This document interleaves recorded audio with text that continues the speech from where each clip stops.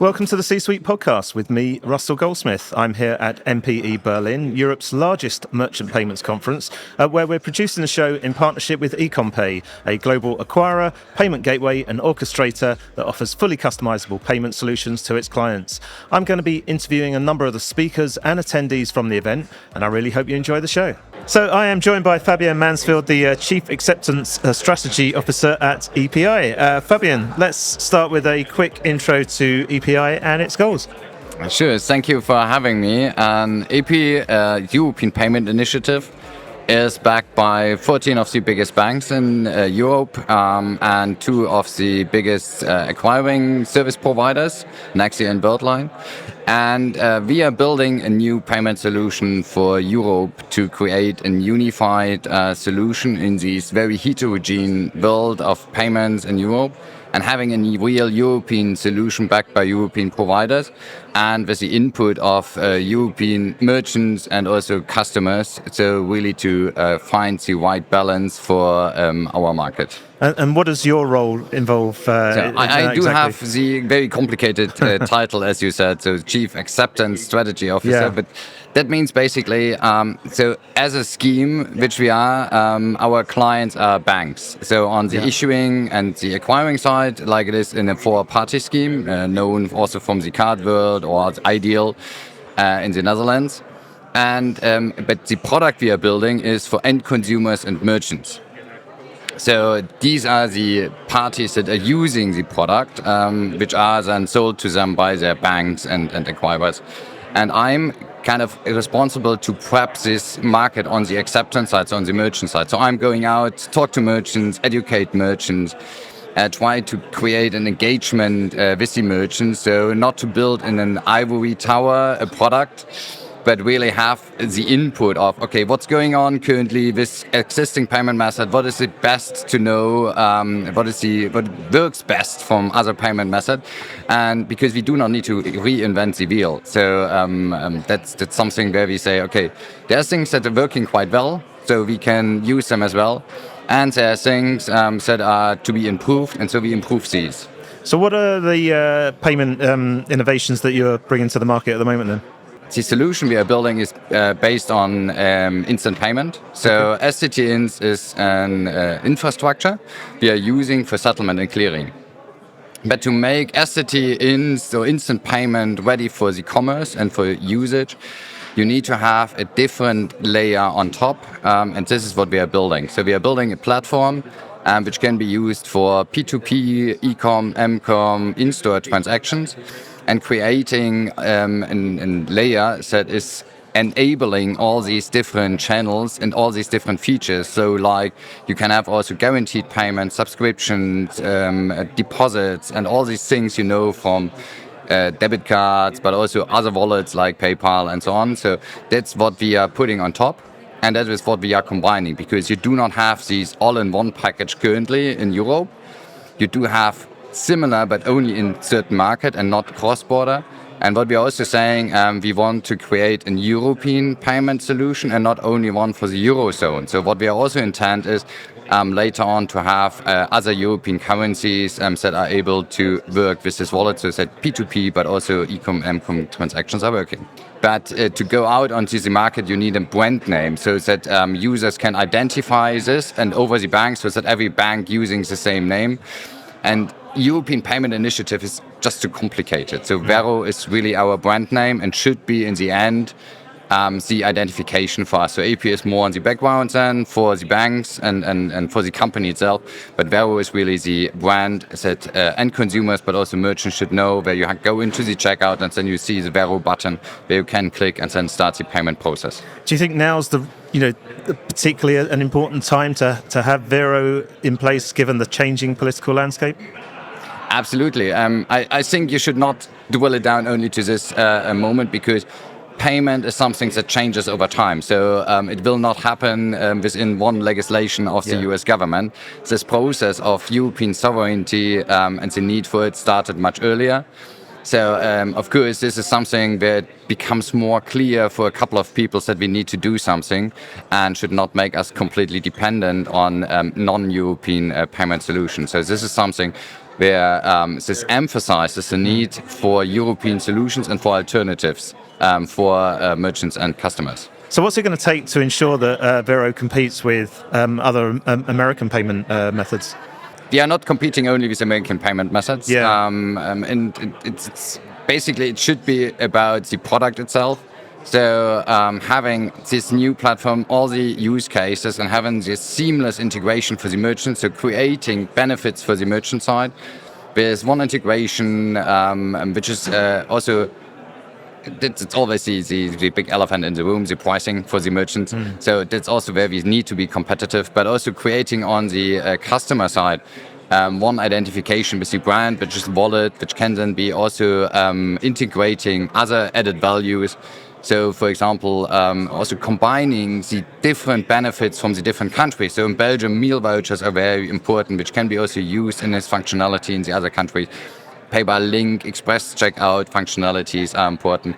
So combining these into one product is something where we do think that is something where we can become one habit of our consumers, so get into the habit of our consumers. And this is something where we think we have a real chance here to compete and to create something new. Okay, so that all sounds great. So what's next? How do you see Vero developing? We are doing now the basics. So we have started with P2P in all the countries, and we internally have finalized our developments for the first functionalities of E and M commerce, which is now integrated by the issuing banks and the acquiring banks, and we're starting the rollout for it. But in parallel, we are already start to work and think about how to go on in-store, to be integrated in existing terminal infrastructure, cashier infrastructure, so to really widen our field in options. And then we will start developing in 26 already additional value-added services. For example, BNPL, instant financing by the banks, loyalty programs, and different other things where we already engage with the merchant community to ask, okay, what is important for you? What should be prioritized? Because we have a really long backlog on topics that might be interesting. And again, we are going out to the community and asking them, okay, what is the priority? What should we do next? So that we can step by step roll these topics out and widen our field of features. But also we do the country expansion. So we have started now with the countries. We need to roll out our product, but in parallel we are working in expanding into other countries, Eastern Europe, for example. Well, best of luck with that. But for now, Fabian Mansfeld, thank you so much for joining us. Thanks for having me. So I am joined by Sandra Mianda, the founder of Paypr.work. Sandra, thanks so much for joining us. I know you're busy here at MPE. Let's start with a quick intro to your business. So I am Sandra Mianda, as you mentioned, from the Paypr.work. What we do is consultancy work. So we essentially like to think of ourselves like advocate for the merchant community. It is a very busy, crowded market there. There's fantastic solution. But if you're not living and breathing payment every day, it's really challenging to even understand what you should be shopping, integrating, etc. So that's really the primary core aspect of our business, really helping and being an extended partner to merchant sourcing and finding the right partner. And the second arm to that is essentially helping the suppliers really finding the right positioning so that they can connect and get the merchant to come to them when it comes to integrating the solution that they can solve the problem for. And what have been the key kind of themes, topics that you've picked up on at MPE so far this year? If I would say probably some of the key highlights, I would say anything to do with fraud and the way we are flipping fraud to be essentially an optimization challenge is huge, right? We've come from essentially a focus of growth metrics, going, expanding, converting more customer, but that has actually flipped and exposed essentially the challenge that it also is to identify the genuine customer and to enable that conversion, that shopper to be, essentially shopping with the merchant as quickly and as seamlessly and as securely as possible. So that's definitely a core theme. I'd say the second aspect is everything to do with alternative, right? The market is, and certainly in Europe, depending on the different country, has been very card driven. But there's a very, different and diverse approach depending on the different regions. And what we're seeing is that there's so much more focus around what we call alternatives, so anything that is not necessarily card. And why is that being driven? It's because of a cost perspective. It's also because of convenience preferences, really understanding what markets need to have as tools to be able to connect with the customs and the way people are preferring to pay. But it's also about introducing new flexibility. So, the models like buy now, pay later, etc. And that essentially opened up such an interesting ecosystem, from the open banking to the embedded. So essentially, the key aspect is the ownership of the customer, right? So whether you have that, close contact, close connection and ownership of the merchant, and you are a retailer, you are a software provider, how this payment can now add value, because essentially you could service and open an ecosystem of multiple solution by embedding payment. So this concept about embedding payment through non-traditional route is huge, right? And that essentially leads itself to all of the alternative payment method, etc. And then regulation, because with payment method comes also innovation. Regulation is an interesting balance, right? There's a lot going on here. Yes. Listen, you obviously speak to a lot of merchants in your role. What would you say is the biggest challenge that they're facing at the moment?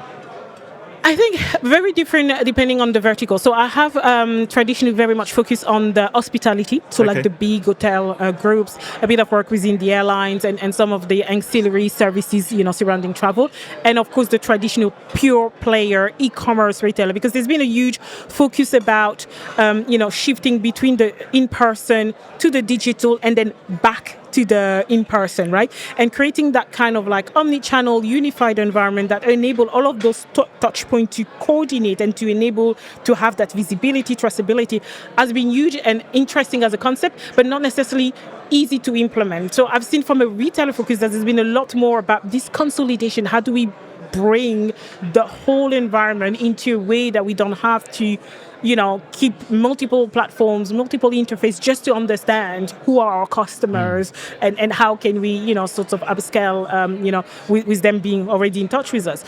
So that's been really interesting from a retail perspective. But what I'm also seeing is that the market is open. It's very global by design. And what that means is that today it's fairly easy for businesses to expand and attract those new customers, right? And it's a very appealing proposition, right? When you think about the different margins and how you grow a business, the natural thinking is, let's go to new markets. Let's, convert and attract new customers. So that balance between, getting a relatively easier access to new markets, and especially if you're just operating online, it's with the right platform. It's a very interesting, almost overnight approach where tomorrow you can all of a sudden, have customers from Brazil and, from France, from Germany, etc.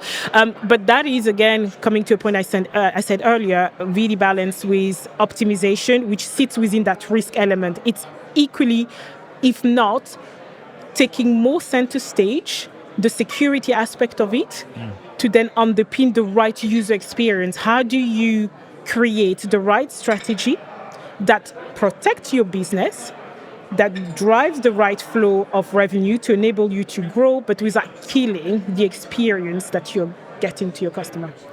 Talking of growth, you were on a session earlier about how to build and scale a fintech. We're obviously recording this on Ecommpay's booth, our partners for MPE, and you were talking with Ecommpay's CMO Miranda McLean on that session. Let's just finish off with some highlights from that talk.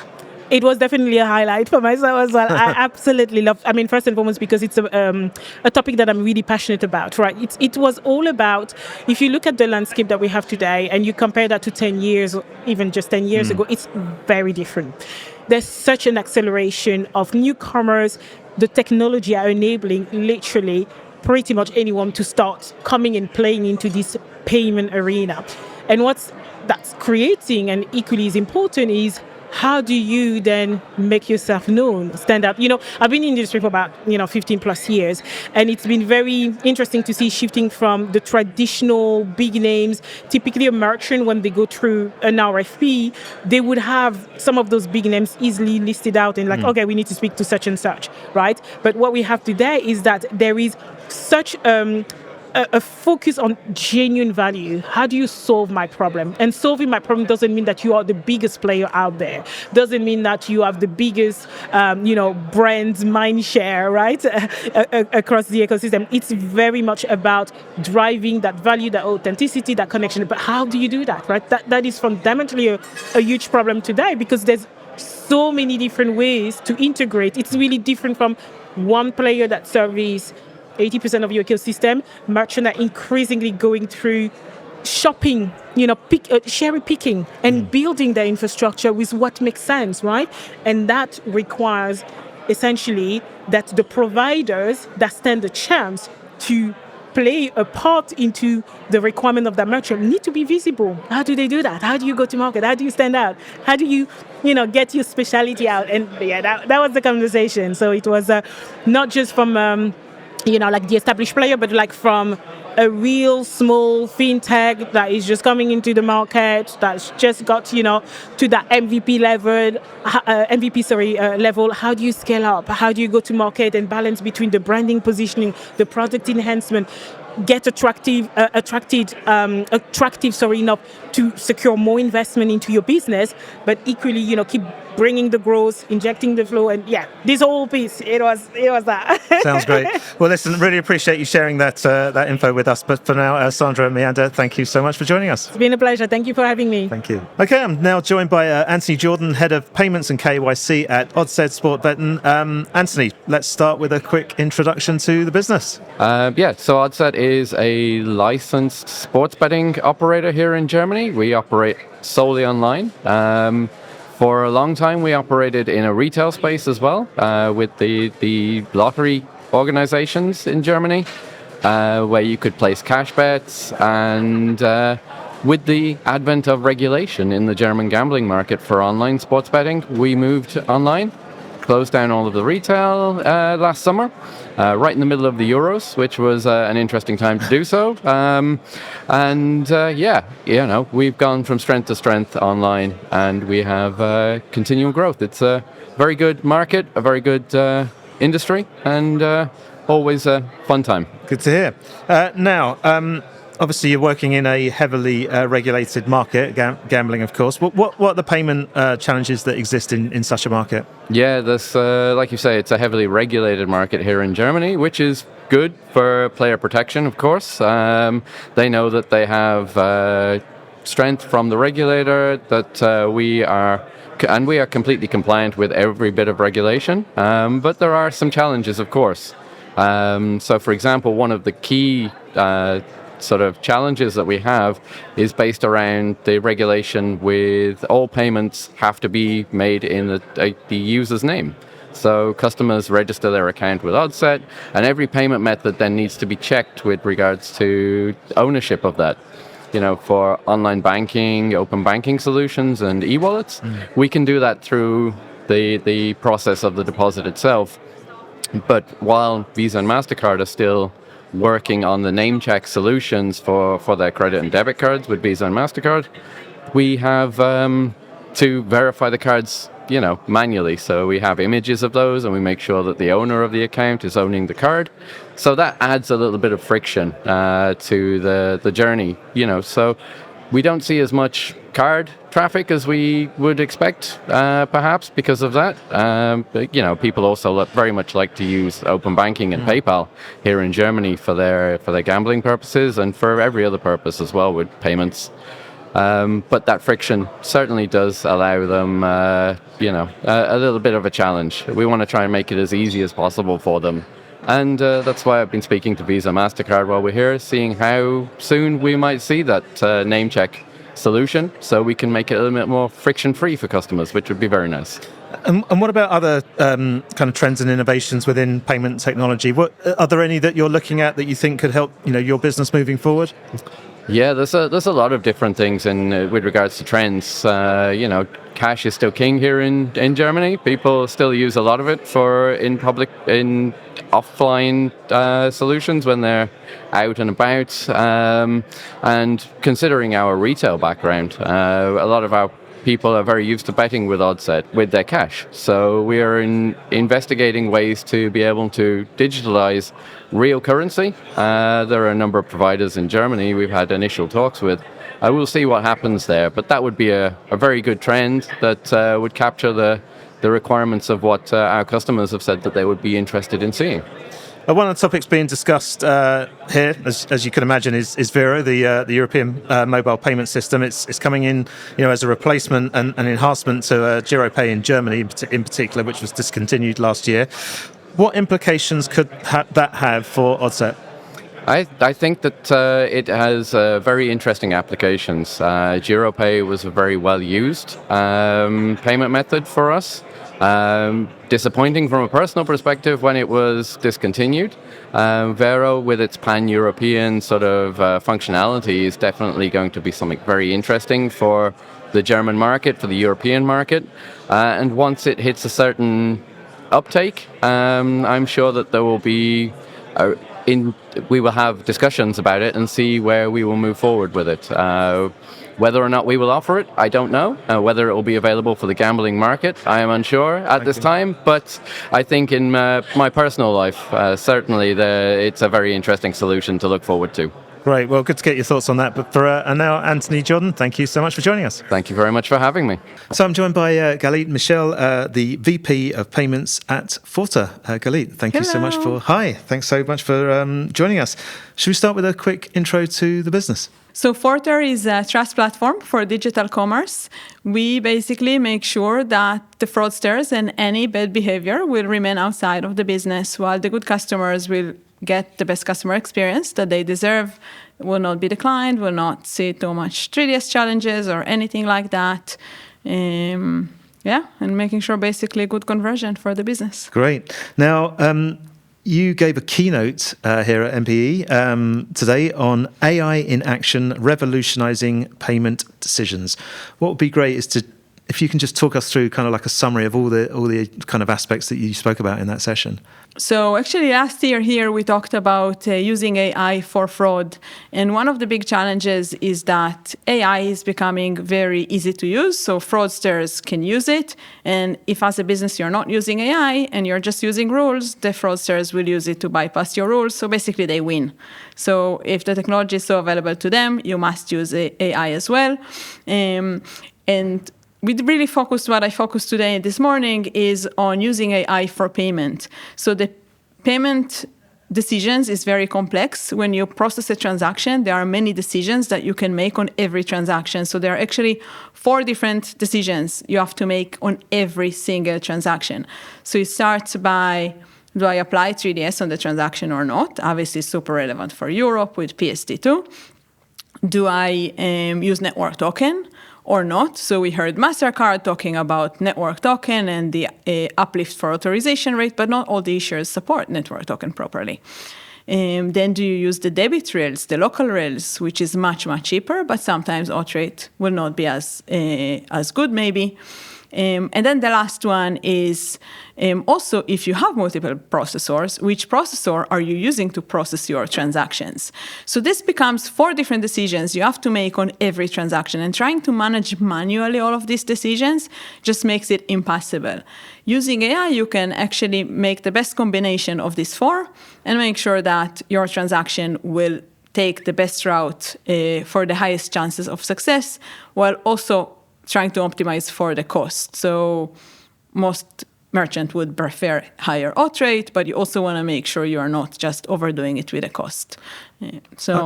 I'm always intrigued. It'd be interesting to get your view on this in terms of the speed of development of AI. How does a business like yours stay ahead of that and kind of keep ahead of all the developments that are going on in the industry?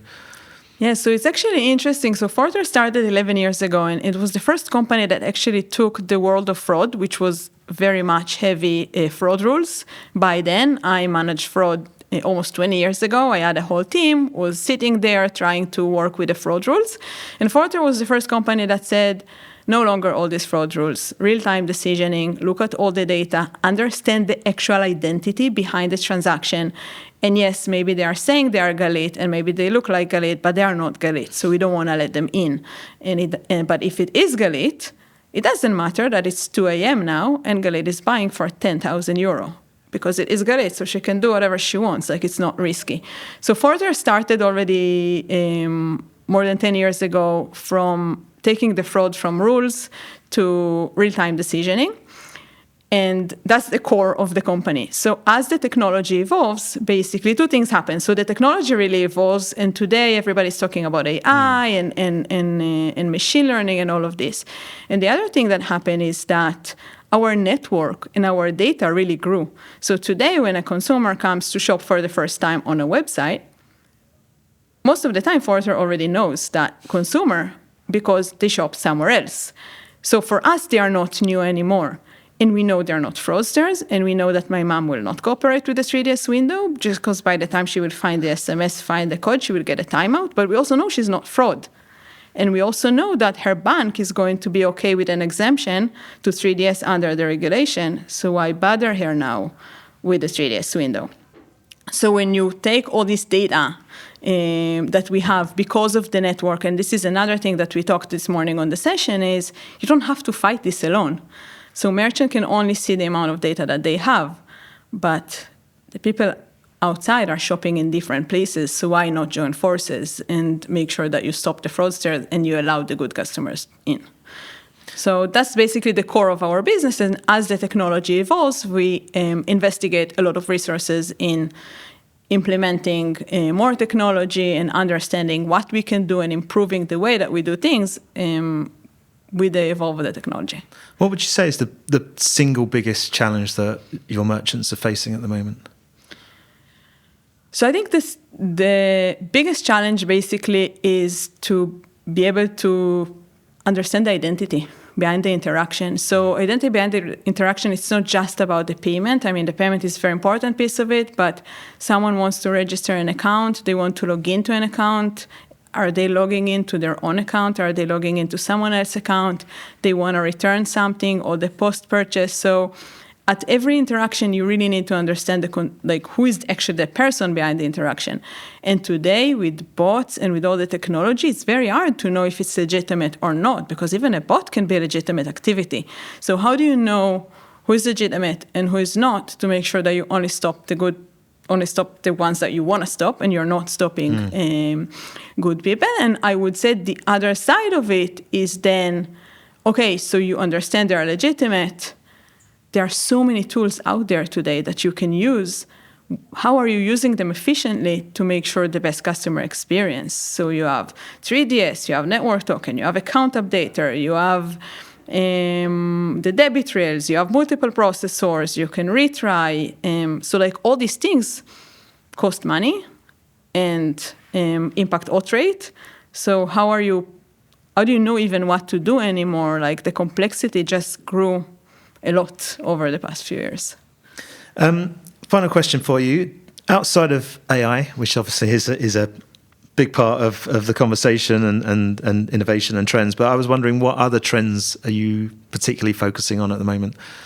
So I think the biggest trend that we are seeing, and I also maybe the most common word that I heard today here was orchestration. Merchants are moving to multiple processor strategy. They understand that working with one processor, even if that processor is the best and they did an RFP and they chose them, that's not a good enough solution. And they want to work with multiple processor in an efficient way that they can really route the traffic and retry and use it properly. And they are realizing it's not that simple. So they are looking for solutions, whether it's orchestration, whether it's agnostic tokenization and vaulting, but all of this world of how do I efficiently work with multiple processor versus I will choose one vendor and I don't have to worry about it and they will do everything for me. Maybe that was more the approach a few years ago, and we are more moving into I need to be independent, I need to use multiple vendors, but how do I really do it efficiently? Okay. Well, listen, thank you so much for sharing all that. But for now, Galit, Michel, thank you for joining us. Thank you so much. So I am joined by Kestas Saulis, the head of payments at Nord Security. Kestas, you are giving a presentation here at MPE about local acquiring and whether companies should build a local entity or outsource to a third-party merchant of record. So what I was keen to understand is what are the pros and cons of both of those options? Basically, when it comes to pros and cons, so to specify the pros of both options, a local entity and a merchant of record, so that would be increasing conversion through localization, basically, then followed by increasing margins through lower fees and reducing the currency and FX costs. Speaking particular for merchant of record model, it goes reducing legal and compliance costs. So one of the main key aspects that goes in merchant of record. Then taking away the tax complexity, which merchants should follow, and that's quite an important thing to do. And having the possibility of integrating into the existing platforms. So it's basically when you have the connections with the same provider, it's easier for you to make a new connection and process locally. Speaking of cons about the legal entity, so it goes again about the tax complexity, which falls like a burden on your shoulders. Also the setup and maintenance cost of the entity. So you need to be like very aware of what you're doing. One more thing, but speaking of merchant of record cons, it will be the technical maintenance maybe, because depending on the merchant size, at some point you will need to make some integrations and your tech stack will be like increased, which you will have to carry. So what's been your approach at Nord Security then for this? We do follow the mixed model here. Okay. So Nord Security is having a number of entities across the globe in the main markets. However, we still lack the companies, the local establishment in some major markets of ours. So that's where we are using the merchant of record model. Are there any territories that are harder to set up than others? Each market has a particular approach, which might be harder to achieve. And but it's again case-by-case scenario, depending on the merchant, how niche is the product. But speaking of us, so we do have some challenges in Canada and Australia. Okay. And why is that in particular then? So it's like setup, maintenance, compliance burden, legal costs. It's crazy. And basically, the merchant has to make a weighted decision which model he would be willing to go. So whether it's say multi-million company in that particular market with local presence and some additional activities, so definitely it's a go for a legal entity. However, if you're, let's say, smaller or your activities are not so big or sales are not so big, so it's definitely like a merchant of record model. It has to be picked then. Okay. One of the questions that we're asking or a lot of our guests today here at MPE is, what's the single biggest challenge that's facing you, particularly within payments, this year? So, since we are a subscription business, so for us increasing the recurring rates together with cracking the declines puzzle, it's like top of the top. That's the most, the biggest target. Right. Okay. Yeah. And finally, looking forward, are there any innovations in payment technology? Any trends that you're, keeping an eye on? And also, how do you see them impacting, the relationship that you've got with your payment service providers? So AI is definitely a thing. Okay. So not only in our company internally, but also related to the payment service providers that we work with. And since we see already fruits from this technology, even though it's relatively beginning, so we do expect to see higher results in this field. And I wouldn't say that something would be different. Maybe the whole partnership will be brought on the higher level, and that would be considered as a new normal. And both parties in face of the merchant and payment service provider would benefit from it, definitely. Excellent. Kestas, Saulis, thank you so much for sharing that and joining us today. Thank you. So I am joined by Aadit Gandhi, the VP of APIS Partners. Aadit, let's start by a quick introduction to the business, but also the work that you do within the payment space. We're a global growth equity firm focused on investing in the intersection of financial services and technology. What we do is we invest in kind of three core areas. Number one being core financial services, payments, asset management, banking, lending, insurance, capital markets. Pillar two, embedded finance. So any business that essentially makes money through the administration of financial services. So Shopify making money through an e-commerce platform, etc. And pillar three is any software solutions sold in the financial services ecosystem. Where we've been extremely successful, and I think very timely of this conference, is payments. So we've done over 15 payments deals since our inception. We're one of the leading by number of investments across the world in payments. And most recently, we actually invested in a global physical acceptance business called Kpay, which is a very fast-growing business in Southeast Asia. So, we're very excited about payments. We love the space. We manage roughly 3 billion and invest between 30 to 100 plus million in companies. Now, you've just come off a panel where you were discussing funding, mergers, and acquisitions. What were the key takeaways from that session? Number one, we discussed about the current environment of the world and how does payments fit into that. And so there's an evolving landscape. Things are changing, but the broad takeaway was that it's pretty good right now. Europe is focusing on spending. There is some excitement in the space. We're well insulated, and payments is comfortably enough a natural hedge because it's the spend within an economy rather than global economy spend.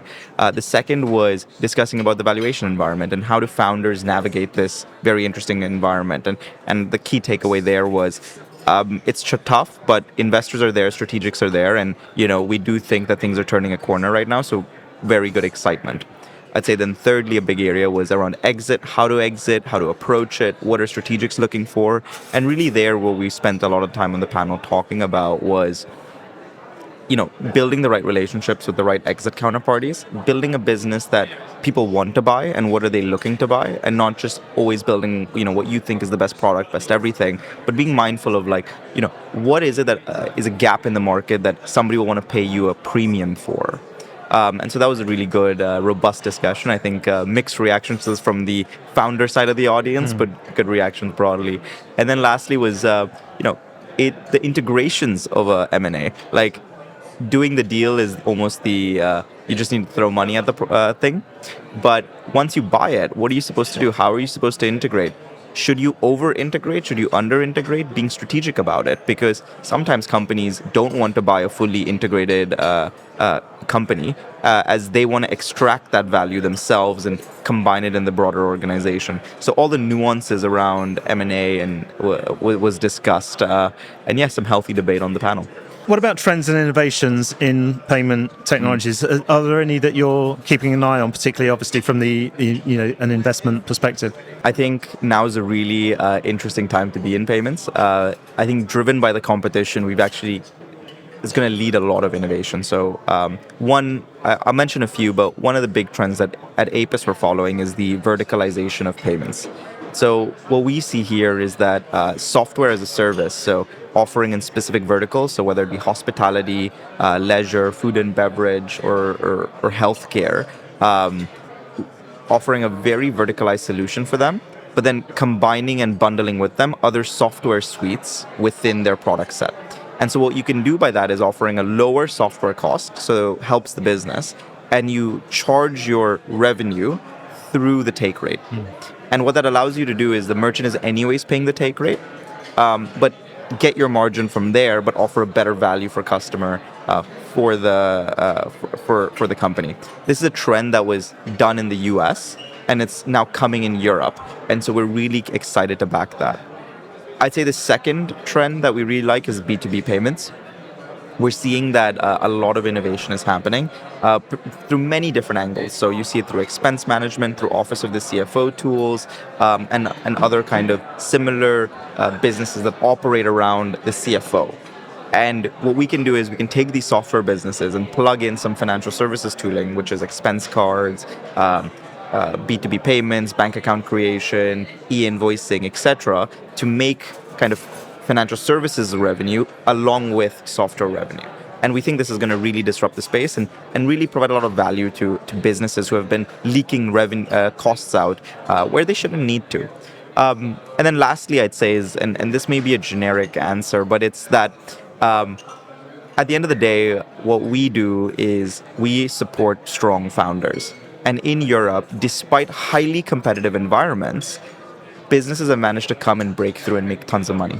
If you look at EPOS now, if you look at SumUp, FlatPay, these are businesses that operate in physical acceptance or online acquiring, checkout even. This was a fully dominated space, very competitive, low margins, but they came in and they absolutely swept the space. This was our thesis with Kpay as well, is that a really strong management team that is going through the verticalization of software, offering a better value for money and better customer service and taking away market share from incumbents. And so we think that supporting strong founders allows you to operate in almost any space, no matter how competitive it is. So that's always our, things that I'm excited by. So how healthy would you say the M&A space is right now in particularly in fintech and payments? And Sure. So I think that the M&A space sometimes is, from a pure nominal perspective, it's low. But I actually am quite excited because what we see is that people who are sector experts and very strong companies like Shift4, who I shared the panel with, who bought Global Blue recently, and other very specialized private equity firms who know what they're doing, this is a time where we're being super active because we're seeing, hey, there's an opportunity to buy really fantastic companies at really good prices and also offer them a massive opportunity for growth, while others are more being conservative right now, preserving cash. So really to grow and be very loud. And so, we're very positive and we think that there's going to be a ton of M&A activity or at least funding activity. And so just to finish off, in terms of looking to the future, what needs to change to encourage further growth and exits? So I think this is always the question that I get asked every year what needs to change, and I think what it is that companies need to also see the value of investors and other strategics coming in and adding value, and so this bid-ask spread needs to compress a little bit. This is going to happen only one of two ways. Number one, public markets pick up, or number two, I would say, just more engagement, more growth in these businesses. But broadly, I'm very excited. I think things are going to go really well, and I'm not very worried at all about the environment. I think we're going to see some massive growth years now. Good stuff. Aadit, Gandhi, thank you so much for joining us. Thank you so much. So I'm joined by Aravinda Korala, the CEO of CAL. Aravinda, Hi. thanks. How are you doing? Yeah, good. Thanks for joining us. Now, you're here at MPE. You're talking about smart POS and customer loyalty. So I want to come on to that in a second, but before we do that, do you want to just give us a quick intro to CAL and also the problem that you're trying to solve within the industry? Okay, sure. So CAL is an ATM software company. We've been doing that for a very long time, 3 decades now. And our software runs in 100 countries all over the world. So big install base. Big banks like Citi, UniCredit, HSBC, and so on. So a lot of banks use our software. Right. Let's get on to the topic of POS terminals then, because we're used to the speed and efficiency of like tap and go POS terminals. What opportunities are there to engage with customers during this process? Right. So I think, I'm a little bit surprised when I think about it. Here we are in 2025 and POS devices don't engage, right? Basically, it's pay and dash, as we say, in that sometimes you don't even have access to what's on the screen. I live in the UK and also now in Dubai now. And in Dubai, it's really quite amazing that they hold the POS device to you with the screen facing the retailer. You can't even see how much you're paying because there's so much trust, right? I mean, in Dubai, there's no crime, okay? So basically, you don't need to worry about, like, some weird number. You tap, and you walk away, right? So that's really super pay and dash. There was no attempt to engage. by my mind, that's a big kind of loss, isn't it? For the retailer, big loss for the acquiring bank. You had a chance, the customer was there, and he or she might have had time to engage with you. It depends, right, on the scenario. I mean, if you just grab the coffee and you're running for the train, you have no time for the engagement. Yeah. On the other hand, if you just grab the coffee and the train is 30 minutes away and you're just going to hang about there by yourself, there was a huge chance to engage with the customer, right? So I think customer engagement is, I think, the big story that we're trying to tell with Smart POS. Then, of course, the obvious question is, but what does that mean? What does engagement mean? Well, for example, loyalty, right? Because if you think about loyalty, what does loyalty mean, okay? It's not about some kind of marketing thing, right? Loyalty is about a fundamental price mechanism, which is if you buy one coffee and it's €4, say, right? Versus if you buy 1,000 coffees, you wouldn't expect to pay €4, would you? But of course, the difference is you don't buy the 1,000 coffees at the same time. Sure. You would buy it over a period of time. But your expectation is that if you buy 1,000 coffees over a 3-year period, right, that you get a discount, yeah? And that's what loyalty primarily is about. It's about retailers being able to give you discounts because you're a volume customer. And then, of course, lots of nice things attached to that, right? If you think a little bit about airline loyalty schemes, we all kind of fight for those things, do we not? We want gold status, we want platinum. Why? Because you've got all those other little nice things attached to it. When you turn up, they're like, oh, hello, sir, how are you doing? Welcome back. I live in Dubai, like I said, so I fly Emirates a lot.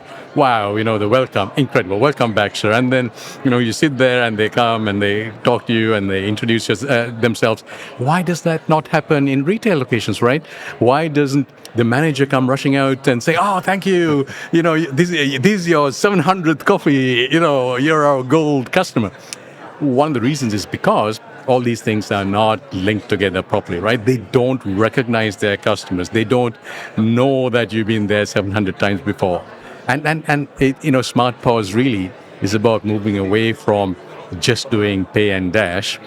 And one of the reasons I think, we thought a little bit about how to compare Smart POS with something else. Smartphones, okay? We all remember the time when phones could just phone. Now, smartphones hardly ever phone. I don't actually use my smartphone to phone. I use it to do everything else than actually phone. So I think POS to Smart POS, to some extent, it's similar, right? POS just does payment. Smart POS, in my mind, is about customer engagement. It's about loyalty. It's about ordering. It's about customer service. With our Smart POS, for example, Russell, we could do a video call on the POS device. Okay, now you might be like, no, I don't want people doing video calls. No, I know. But however, think a little bit about the fact that the POS device costs almost nothing, right? I mean, $200, right? Why is it that when I am at the checkout at my supermarket, there's only one device for that retail line? It doesn't need to be. There could be 10, so right? That's what I was going to ask. You're not talking about, because obviously if there's a long queue for the coffees, you want to get those people to tap and go as quickly as possible. But you're talking about leaving a device with them. If someone is going to sit and have their coffee for 20 minutes, leaving that device with them. That's exactly right. About having a pool of devices, right? Yeah. Because they cost nothing, really, seriously. Yeah. And let's take the easiest scenario, a restaurant. Right? You're there for some time. You know they're going to be there for some time. It does take a little bit of time to eat, right? Yeah. Why isn't there a POS device per table? Now, there is one place in Austria, by the way, in Vienna, which this is the only place in the whole world that I've ever seen where they give you a device per table, right? And that device is yours for the time that you're there. And you engage with the device, you can order stuff, and they actually are quite comfortable about you ordering stuff as you go, kind of like a tapas type experience. But also, that's a moment when the engagement, in that particular case, it was just a menu, okay? Not that sophisticated. However, why would you not give background to that, so maybe you ordered a escalope Milanese. You can tell the whole story about escalope Milanese, couldn't you? I mean, history of that, and especially if the person is by themselves, they are there for engagement, right? If they're there with their wife and they're celebrating their honeymoon or whatever, then that's not the time, obviously, to engage with the POS device. But it's about giving people a choice. But most importantly, Russell, like you said, you do want pay and dash to be the starting point for the discussion. You want them to do that transaction instantly, and then you're away, right? Let's finish off with a final question then. Biggest challenge that your business is facing, as you continue to grow and also expand into new markets? Right. So I think from a smart POS perspective, we're just getting started. So getting the message out, is not that easy. And then, of course, these projects are not small, instant projects. These are big engagements. One of the things, when we talk to the retailers, they were saying, the three top priorities are integration, right? And that's a big thing. And it's what we do with banks today. Our integration projects with banks take a year, maybe longer, right, depending on the size of the bank, sometimes multi-year projects. So we do that. So we are ready now to do that stuff with POS, with retailers, big engagement, big integration, lots of different back-end things that you need to integrate with, orchestrate, deliver it onto the POS device. So I think the challenge for us in Smart POS is to get the message out. So this helps, of course. And then it's about the process, RFPs, all that kind of stuff, and then delivering integrated products. Yeah. Well, best of luck with all that expansion Thank you. and growth. Thanks, But for now, Aravinda Korala, thank you for joining us. Thanks very much. Okay, I'm joined by Aadit Chaptai. Aadit was for 6 years working at Delivery Hero as their senior manager on wallet initiatives. So when you were at Delivery Hero, it'd just be good to understand what their approach was to digital payments. So it's like when I started the company in 2018 December, we were around like 12 people on payment side. We were like a core team mainly for the operations. And then our vision changed, our team changed, and we reached around like 250 people more, just on the fintech side, to take care of anything related to fintech, from fraud to payment operations, from wallet to lending, from card issuance, everything, so that we can create an additional revenue stream for the company, right? Because when you check the examples of, for example, Alibaba and Alipay, now Alipay is more valuable than Alibaba. And from the value perspective and from what they do perspective, right? But the main idea was to serve for the merchant itself, for their own operations, and then it turned to be like a big business, right? That's why there's a big value for these kind of big marketplaces to take out of from their game and from their customers, instead of giving everything to the payment providers, or instead of giving everything to like the other payment like wallet providers, for example. Of course, with partnerships with them, so we need each other. But that's the thing. So what we were doing there. Okay, maybe let's start. Let's go back a bit. Define what Merchant Wallets 1.0 was or is, but also I understand you don't think it lived up to expectations. So tell us why that was. Sure, I will tell you. So I was working in different countries, in different projects, in more than 35 countries. I launched wallets, open loop wallets and closed loop wallets. For Merchant Wallets 1.0, I call this wallet as like the merchant's wallet. Like, for example, the best example is Starbucks wallet, right? Starbucks Pay, I would say. So they are using this to capitalize more on their customer while they are engaging their customer, plus while they are giving additional value to their customers, right? And it's like really well-known example. And Wallet 1 is like mainly like a closed loop thing, like a single store of like value in one wallet that customers can top up money there, keep money there, and when they are transacting, when they're buying something from the platform, they can use this one. But it's not like simple as this one. Okay. So, for example, refund to wallets are like one of the feature. Assume that you buy with your credit card, right? Something you ordered, and you want to give it back. You want a refund, and you can ask as a merchant, do you want to get this amount to come back to your wallet instead of like to your main source of the payment? When they say yes, it's a good thing for them and for the company as well, because you don't need to wait for the refund to come like 7 days or 15 days from the bank or like payment card scheme rails, right? Yes. And this increases the replacement rate. Assume that your funds are limited, you are getting the funds really quickly, and you are replacing the order really quickly, which is like a good thing. And it was the one core thing, and for the Merchant Wallets 1.0. But of course, customers started to ask one question, right? They said like, okay, why I should keep funds, right? I mean, I can just pay by the card, because they were asking for some additional value, and cashbacks came to the scene. Cashback, like company funded cashbacks and like vendor restaurant funded cashbacks. And when they are seeing this cashback value, it's a good thing that they're being incentivized and they start to pay more and they top up more. For example, top up 100 euro and we will be giving like 500, like 50 euro more for you for next order, only for the platform, or sometimes only, just an example, only McDonald's, for example. And this brought value. It doesn't, again, into your question, like wallet version 1. And then we launched mixed payment, for example. Assume that you have some refunds and it's not enough for one basket, one order. So with mixed payments, you started to pay with your funds from the wallet plus cash, for example, at the doorstep, or like cards like this. And this started to bring some value, right? And I'm going back to the question. So customers start to ask again, like, what's the value? And now this started to bring the idea of wallet 2, which is like becoming like additional use cases are needed for customer to be convinced, because customer needs to be engaged, and cashbacks are not neither scalable nor like sustainable, I would say, because you always need to burn money there.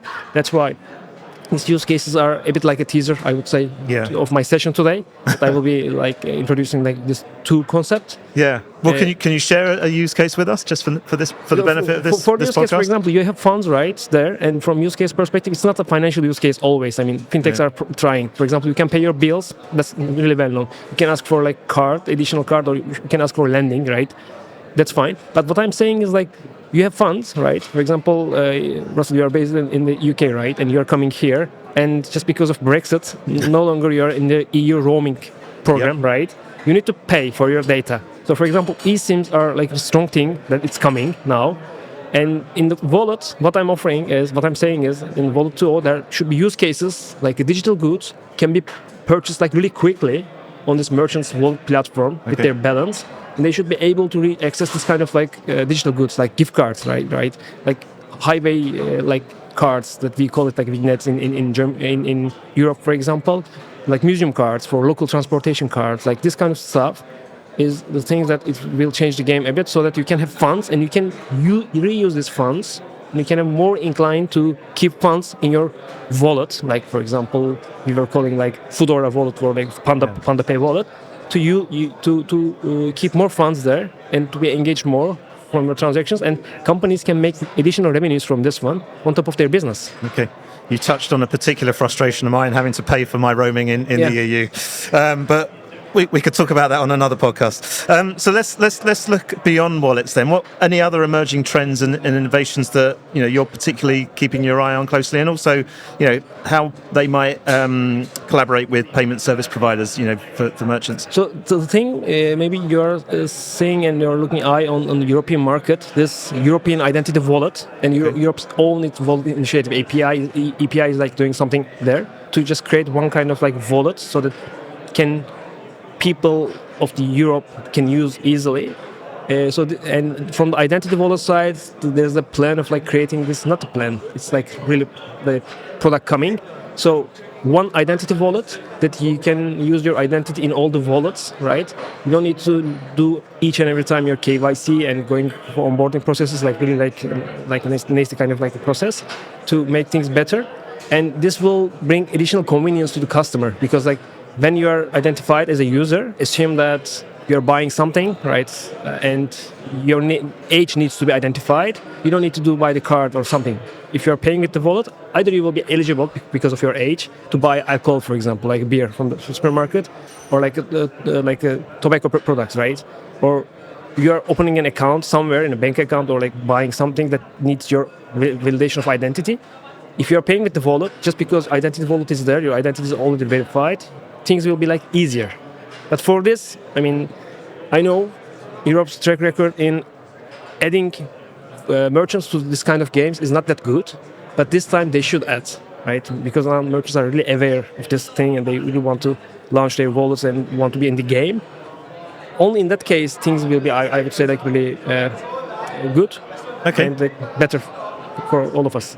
And just very quickly, because I mentioned at the start, obviously you're no longer at Delivery Hero, you're starting a new company. Very quickly, just give us a quick plug for the new business. So I will be in the wallet business because I really trust on this one, and I really want to give back like this what merchants were leaving on the table. And also, I really want to give back to the customers what they were deserving from fintech perspective and payments perspective. And from all the countries, from even like the well-developed country to a developing country, I saw the trend. So there's a big need of these wallets to just touch the life of people. That's why. So I will be working in that area. So still fintech, payments, and from merchant side, maybe we can disrupt the market together with the players, right? Yeah. That's where I will be focusing on. Amazing. Well, but next coming months. Well, best of luck with that. But for now, Ada Chapte, thank you for joining us. Thanks for having me. Thank you, Russell. Well, that's it from MPE Berlin. Thanks once again to all my guests who took the time to chat to me, and of course to our partners at Ecommpay for hosting us on their booth. Don't forget, if you have enjoyed the show, please do give us a positive rating and review on your usual podcast app. And if you want to get in touch with us, you can use the contact form at csuitepodcast.com, and you can also find me, Russell Goldsmith, on LinkedIn. But for now, thanks for listening and goodbye.